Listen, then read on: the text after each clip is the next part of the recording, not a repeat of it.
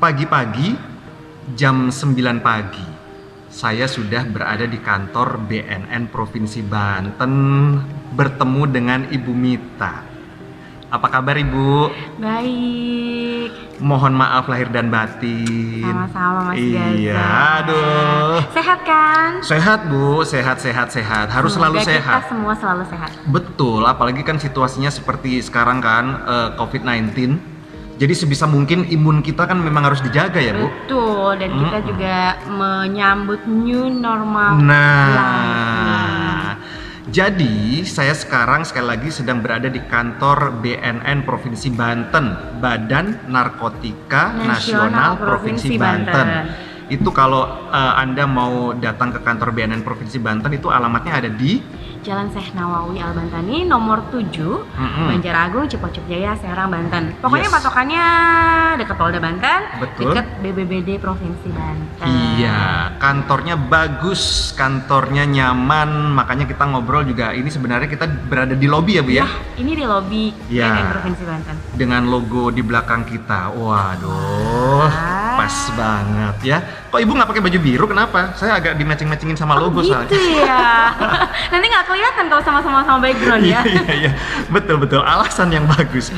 Kalau Ibu Mita, ini di handphone saya itu tulisannya Mita BNN. Walaupun beberapa kali saya sering melihat nama panjang Ibu dan jabatan Ibu, tapi saya nggak terlalu ingat nih. Boleh diperkenalkan nama lengkap, gelar, dan jabatan di BNN Provinsi Banten, Bu? Oke. Ya, pemirsa semuanya, saya Mita Maharani. Saya Kasih Pemberdayaan Masyarakat BNN Provinsi Banten. Dan Ibu ini sepertinya kalau saya lihat di medsos paling sibuk nih kesana kemari. Gitu ya? Iya kan? Tentunya sibuknya menyebarluaskan informasi bahaya narkoba. Betul. Karena Mas Gaza, narkoba ini sekarang ya makin tahun, makin hari tuh makin menyedihkan ya kalau kita ngomong. Semakin jadi ancaman ya? Betul, apalagi kan baru-baru ini yang masih hangat di Kota Serang ini barusan ada pengungkapan kasus dan yang cukup besar. Hampir Kota Serang loh. Hampir satu ton ya. Betul, Kota Serang gitu. Iya betul, Kota Serang, ibu kota Provinsi Banten. Betul. Artinya Bu, kemarin saya juga sedang ngobrol singkat lah terkait kasus itu ya. Berarti artinya kan narkoba itu dekat sekali loh Bu. Dekat. Udah nggak jauh lagi Bu. Kita dan susah diketahui kadang.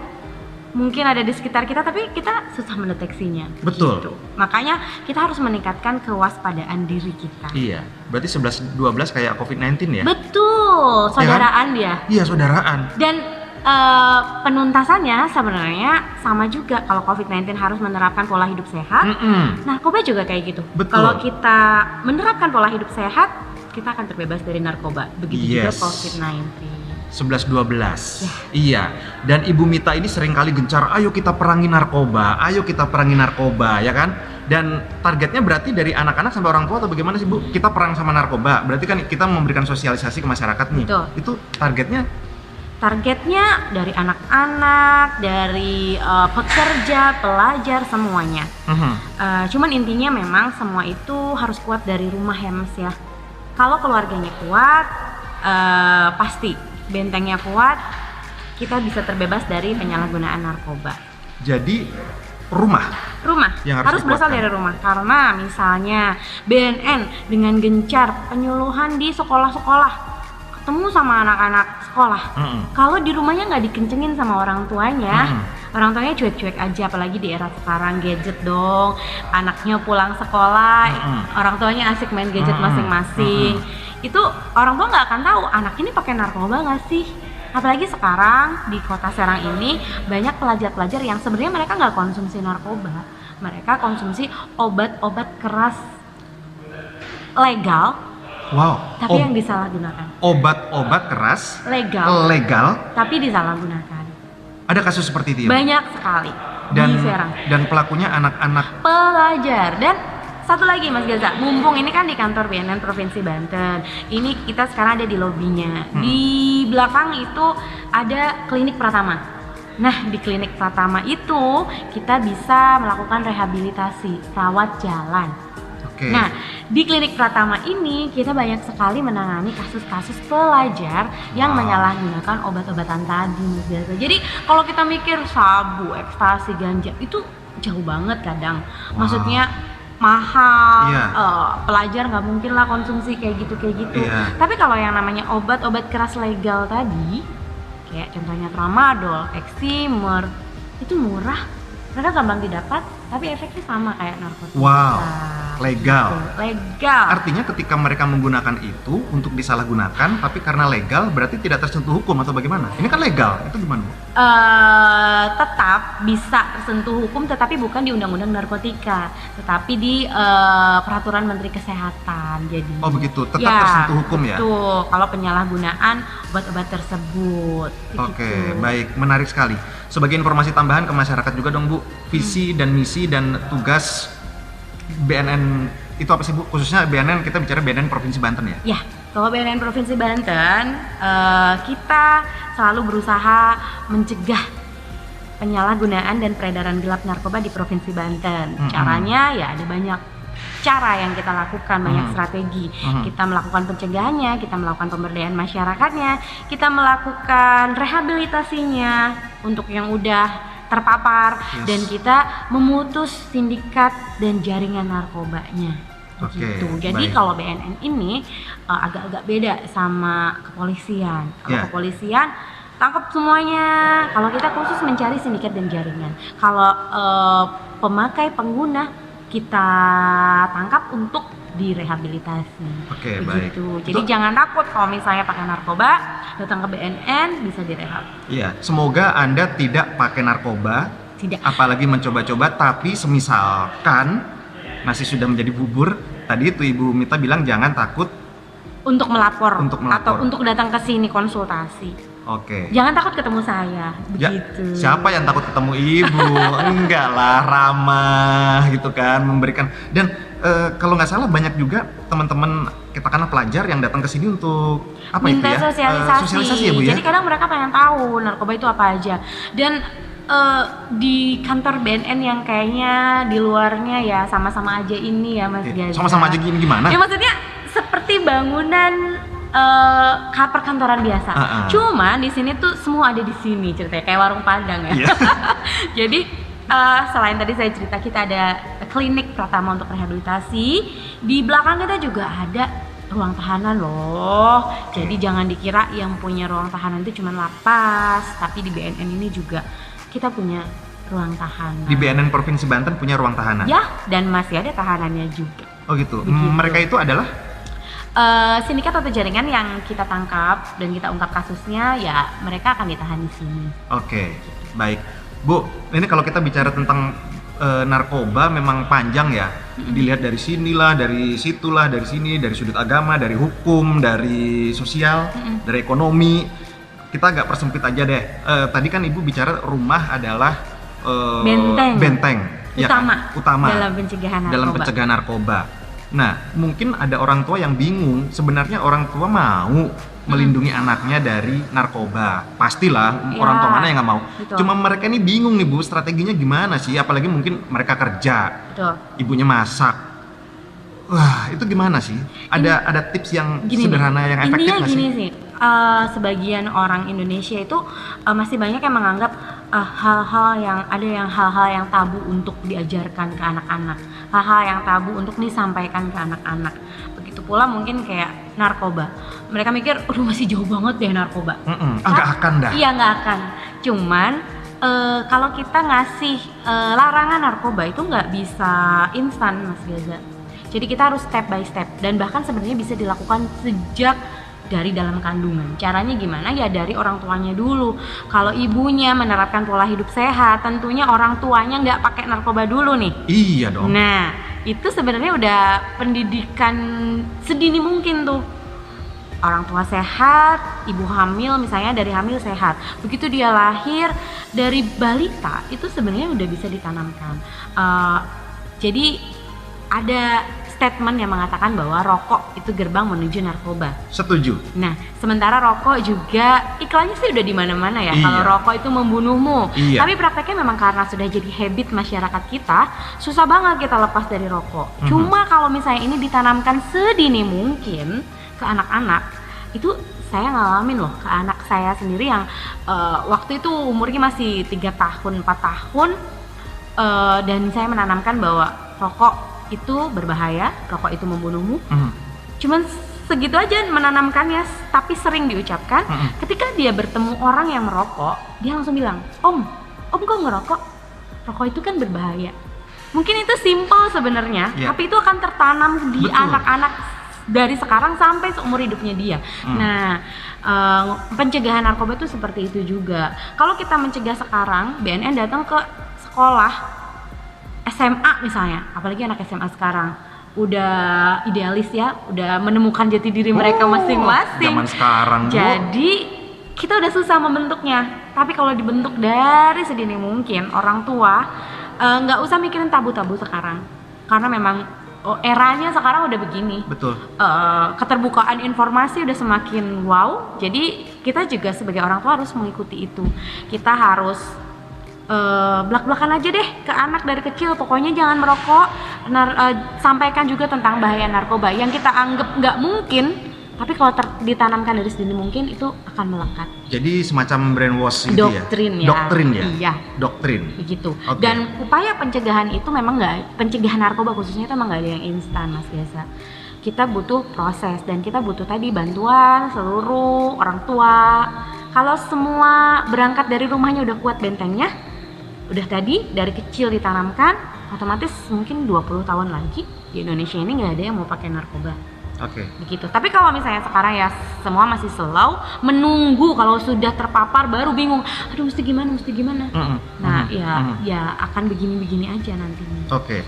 Kalau menurut Ibu perlu nggak orang tua belajar banyak membuka wawasan terkait dengan narkoba? Perlu banget. Tapi takutnya begini, nanti orang tua sedikit menyinggung narkoba, ketika anaknya banyak bertanya, orang tuanya nggak mampu jawab. Betul. Pusing juga. Sebenarnya iya. Jadi dan itu sebenarnya di era sekarang ini tuh udah gampang banget. Yes, betul. Ya, tinggal kemauan aja ya. Informasi lebih mudah diakses, tinggal kemauan dan kesadaran dari orang tua mau mengarahkan, membentuk anaknya, keluarganya di mana. Nggak cuman anak loh yang harus kita bentengi, suami. Iya. Karena apalagi di era seperti ini COVID-19, PHK di mana-mana. Betul sekali. Orang pasti kegalauan tuh lebih tinggi gitu. Dan itu pintu menuju narkoba semakin terbuka lebar juga. Baik misalnya untuk yang konsumsi sendiri atau mungkin yang diiming-imingi menjadi kurir-kurir narkoba. Iya, karena memang boleh nggak sih kalau kita bilang nggak bisa dipungkiri, karena bisnis narkoba itu menggiurkan kan. Memang melanggar hukum, memang itu semua orang udah tahu, tapi memang menggiurkan ya Bu ya. Betul. Dan itu memang itu salah satu kalau pengen cepet kaya instan gitu, tabrak sana tabrak hukum ya, begitu tapi kalau udah ketangkep gimana? Nah itu dia. Begitu. Karena ada beberapa kasus yang seperti itu. Mereka sindikat itu bermainnya uang nggak akan dikasih di muka. Iya. Setelah sukses mengantarkan barang, saya baru dikasih duitnya. Kalau di tengah jalan udah ketangkep duluan, yang rugi siapa? Iya. Begitu. Iya pasti semua rugi lah. Kalau kita sudah bersinggungan dengan narkoba itu semua pasti jadi, rugi. Janganlah tergiur dengan cara-cara instan untuk mendapatkan misalnya uang atau penghasilan. Jangan. Oke. Karena di belakangnya pasti akan merugikan. Iya. Ini saya mau tanya langsung ke pihak BNN, khususnya BNN Provinsi Banten. Penyalahgunaan narkoba yang anak-anak itu sejauh apa sih Bu? Maksudnya kasus yang ditemukan terus bagaimana sih? Sudah darurat belum sih? Maksudnya kasus-kasus di Banten lah atau di Serang? Kalau di Serang tadi banyak anak SMP, SMA yang sekarang kita bekerja sama dengan guru-guru BK Mas. Guru-guru BK SMP, SMA se-Banten. SD udah ditemukan belum? SD di Banten belum sih. Kalau Jangan SMP. Sampai berarti ya? SMP sudah? SMP banyak. SMP banyak? Bu, ketika Ibu bilang banyak itu berapa sih Bu? Perkiraan Bu? Kan kita pengen tahu nih banyak itu berapa sih? Ya nggak harus detail sih datanya, tapi puluhan, ratusan? Puluhan ya, ada puluhan. Itu yang baru di kota Serang. Kita belum kayak Pandeglang, itu sebenarnya Pandeglang padahal kota 1000 santri ya Mas ya, tagline-nya ya.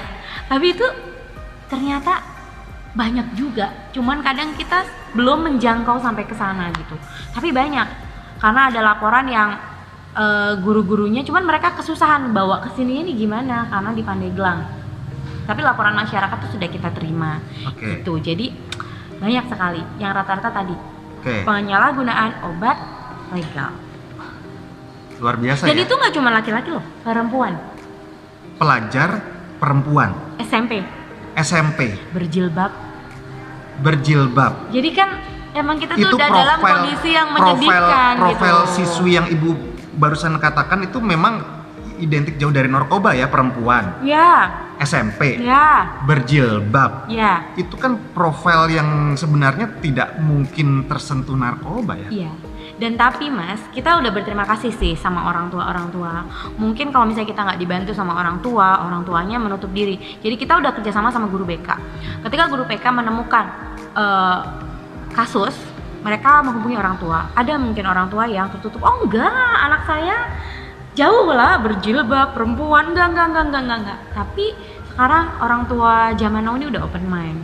Mereka justru kalau misalnya kayak gitu, harus gimana nih untuk menyelamatkan masa depan anak saya. Jadi aktif mereka ya? Mereka yang datang ke sini nganterin anaknya, mereka yang support anaknya untuk mengikuti program rehabilitasi. Jadi ini juga note buat seluruh orang tua, ibu-ibu, kalau misalnya memang ditemukan kasus, kadang misalnya kita tidak bisa mengawasi anak kita di rumah, ternyata gurunya yang melaporkan bahwa putra kita kedapatan mengkonsumsi obat-obatan itu, open mind aja. Ini bukan aib kok gitu. Ini masih bisa diselamatkan, masih bisa disembuhkan, diobati gitu. Justru kalau misalnya kita tertutup, nggak menerima, nggak mengakui, anak kita semakin terjerumus ke yang lebih dalam lagi. Di situasi saat ini berarti 11-12 persis kayak COVID tadi ya. Harus jujur. Betul. Gitu loh, jangan menutup-nutupi kalau punya gejala ya memang harus jujur lah biar kita bisa tertolong gitu kan. Betul. Nah, ada nggak sih ciri-ciri atau gejala putra atau putri kita terindikasi? Kalau gejala spesifik itu mungkin akan muncul, kalau ciri-ciri fisiknya akan muncul setelah sekian lama menyalahgunakan. Berapa lama tuh? Sekian lama itu? Tahunan? Bisa bertahun-tahun. Itu baru akan muncul ciri-ciri fisik. Cuma kalau misalnya awal-awal itu pasti terjadi perubahan sikap dan perilaku.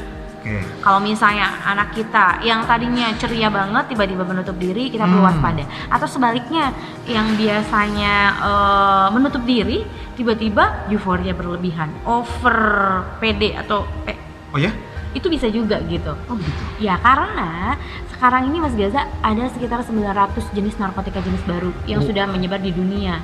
Dan di Indonesia yang sudah masuk itu ada 74 narkotika jenis baru. Wow. Dan semua jenis narkotika itu sifatnya psikoaktif, substance. Makanya bisa membuat anak-anak kita yang tadinya pendiam, menutup diri, tiba-tiba euforia.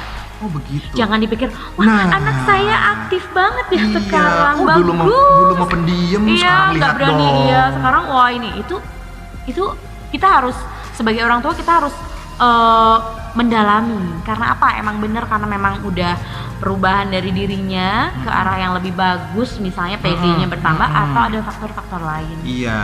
Gitu. Tetap harus waspada, tetap harus memantau ya. Iya, pokoknya sekarang orang tua harus ekstra belajar membuka pikiran, informasi harus didapat dari mana-mana. Karena memang narkoba semakin mengkhawatirkan. Iya. Saya jadi orang tua juga kan ya. Jadi antara senang mendapat banyak informasi dari ibu, dari BNN, tapi jadi sekaligus takut gitu. Tahu kan Bu ya? Antara bahagia iya karena dapat informasi. Gak perlu takut juga sama kayak COVID loh. Ya. COVID ini kan katanya tidak boleh takut berlebihan, tapi harus waspada. Betul. Kenapa Ibu? COVID katanya? COVID ini kan katanya akan terus ada dan berdampingan dengan kita dalam kehidupan sehari-hari. Betul sekali. Begitu pula mungkin juga narkoba. Kalau misalnya masih seperti ini aja, masyarakatnya belum sadar bahwa narkoba itu berbahaya, ya akan terus ada berdampingan. Karena sebenarnya narkotika ini tuh ada manfaatnya loh Mas. Iya. Jadi makanya itu akan tetap ada sampai kapanpun berdampingan. Yang tidak boleh kan disalahgunakannya. Betul. Gitu. Iya, air putih itu banyak manfaatnya, tapi kalau disalahgunakan juga akan bahaya. Betul. Kan. Bayangkan Anda minum air putih sampai berlebihan sampai 3 ember. Itu penyalahgunaan air putih namanya. Ember itu namanya. Iya, ember. Bu, BNN Provinsi Banten dan pemerintah Provinsi Banten, Pak Gubernur, terus Polda misalnya, terus media misalnya, itu semesra apa sih Bu saling mendukungnya? Kita selalu bersinergi. Apalagi sekarang kalau misalnya ini kita itu ada Inpres nomor 2 tahun 2020 yang mengharuskan pemerintah daerah itu melaksanakan kegiatan P4GN. Tahun lalu kita juga udah bersinergi, seluruh OPD itu sudah melakukan tes urin. 40 OPD di Provinsi Banten sudah melakukan tes urin. Terus kita juga terus mendorong agar setiap OPD bikin konten-konten anti narkoba baik di media online milik mereka, karena sekarang zamannya online semua ya Mas ya. Dan pemerintah Provinsi Banten selalu support BNN Provinsi Banten dengan memberikan anggaran hibah untuk menambah kegiatan-kegiatan P4GN untuk masyarakat Provinsi Banten. Begitu pula dengan Polda, kita selalu bersinergi dalam penegakan hukum ataupun penyebarluasan informasi tentang narkoba juga. Intinya narkoba ini masalah kita bersama. Betul. Mas Gaza sebagai komponen masyarakat juga bisa. Iya dong. Ibu rumah tangga juga bisa. Siapapun bisa turut serta bersama kita menyebarluaskan informasi bahaya narkoba. Apalagi sekarang zamannya gadget. Ayo bikin status aja semuanya. Gitu. Betul. Apalagi jika Anda seorang public figure dan selebgram seperti influencer seperti Ibu Mita. Oh belum lah. Kalau belum berarti akan gitu ya. Gitu. Bu, Ibu bilang sekarang medsos. Instagram, Facebook dan lain-lain BNN dong. Informasi tentang bahaya narkoba, informasi tentang rehabilitasi, atau informasi apapun mungkin mendapati transaksi narkoba, bisa DM ke IG kita di info BNN_provinsi_Banten. Instagramnya? Ya. Info BNN _prof_Banten. Oke, baik. Terus apalagi ya? IG, website? Website kita masih ikut BNN Pusat, tapi nanti bnn.go.id, tapi nanti di situ ada pilihannya BNNP Banten.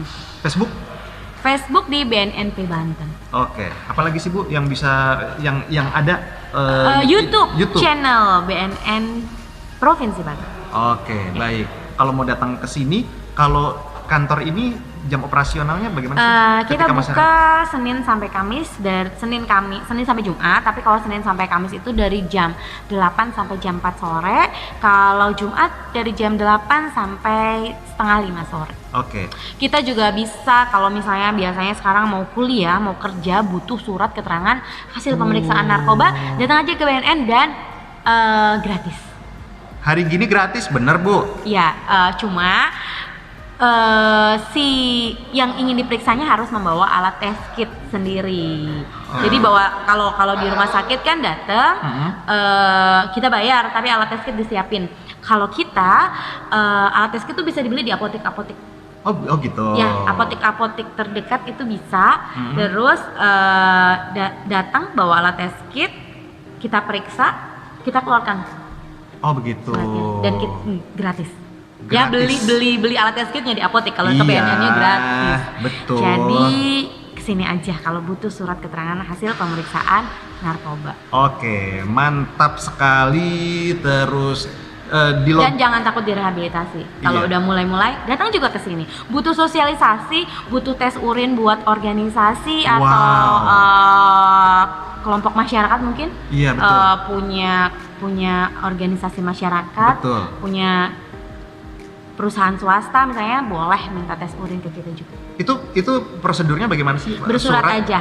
Bersurat kalau misalnya minta penyuluhan, permohonan narasumber, kalau misalnya minta tes urin, permohonan pelaksanaan tes urin. Iya betul. Intinya kita semua harus bergandeng tangan, merapatkan barisan. Betul, memiliki kesadaran untuk melakukan pencegahan dini di lingkungannya masing-masing, lingkungan terkecil. Iya. Buat sekolah-sekolah yang mau city tour mungkin ke BNN, itu juga bisa.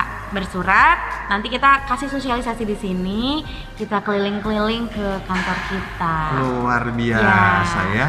Jadi sekaligus main, sekaligus belajar, menambah wawasan langsung dari BNN. Betul. Provinsi Banten. Buat yang mau jadi relawan atau penggiat, mungkin punya kesadaran diri, pengen bantu tapi gimana caranya, bisa juga datang ke sini.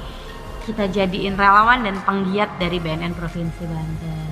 Artinya ini semua sudah siap sebenarnya ya, tergantung kesungguhan kita aja ya. Ya. Maksudnya BNN sudah punya komplit loh. Betul. Ya kan, semuanya sudah ada. Tinggal kerjasama dari semua pihak. Nah, sebenarnya sih kalau kerjasama sudah dilakukan, cuma tidak ada salahnya dong lebih dimesrakan ya. Iya betul, jangan sampai peperangan ini kita jadi orang yang pihak yang kalahnya dong. Ya. Nggak mau kan?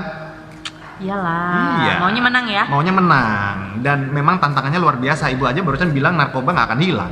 Sama kayak COVID, jadi ayo semuanya kita lawan narkoba dan kita lawan COVID-19. Oke, baik, menarik sekali. Bu, agak sedikit terlewat, Gubernur menyampaikan arahan atau keinginan seperti apa sih? Mungkin komunikasi? Kita pernah, tahun lalu kita pernah kedatangan Kepala BNN RI ke pendopo gubernur dan ketemu dengan Pak Gubernur juga. Jadi Pak Gubernur itu sangat mendukung program-program PM4GN di Provinsi Banten. Beliau sangat mendukung pencegahan narkoba di Provinsi Banten. Apapun akan disupport oleh provinsi demi mengentaskan permasalahan narkoba di Provinsi Banten ini. Karena memang ya narkoba itu sumber dari segala masalah sebenarnya. Kalau kena narkoba, SDM-nya pasti akan rusak. Iya. Betul. Dan kalau kena narkoba, dampaknya pasti akan banyak. Kriminalitas akan meningkat. Iya. Jadi memang kompleks. Udah berantai ya dia ya. Iya betul. Ada juga yang mengatakan, saya pernah dengar kalau sekarang itu untuk menjajah sebuah negara itu nggak perlu lagi pakai bedil, nggak perlu pakai senjata. Rusak aja anak mudanya. Betul. Ya kan? Rusak aja yang muda-muda itu dengan narkoba, udah tuh menang tuh. Iya, betul. Makanya pesan untuk semuanya yang mendengarkan obrolan kita pagi ini, jangan pernah pakai narkoba dan jaga keluarga kita, lingkungan kita dari penyalahgunaan narkoba. Terima kasih Ibu Mita. Terima kasih Mas Gaza. Ibu, hari ini saya tahu jadwalnya padat sekali. Terima kasih juga Mas Gaza udah mau mampir ke sini dengan jadwal yang juga padat. Padatan Ibu. Calon YouTuber, calon selebgram. Ayo, Ibu gitu mau ngomong apa lagi? Saya balas nanti. Berarti kita harus sama-sama mendoakan. Betul, begitu. Iya. Terima kasih sekali lagi Ibu Mita. Salam untuk semua teman-teman di BNN Provinsi Banten. Semoga video ini bermanfaat, bisa menjadi salah satu peluru untuk membantu perang terhadap narkoba ya Bu. Harus. Video ini. Harus. Iya dong. Sip, terima kasih Ibu. Selalu ingat jangan pakai narkoba.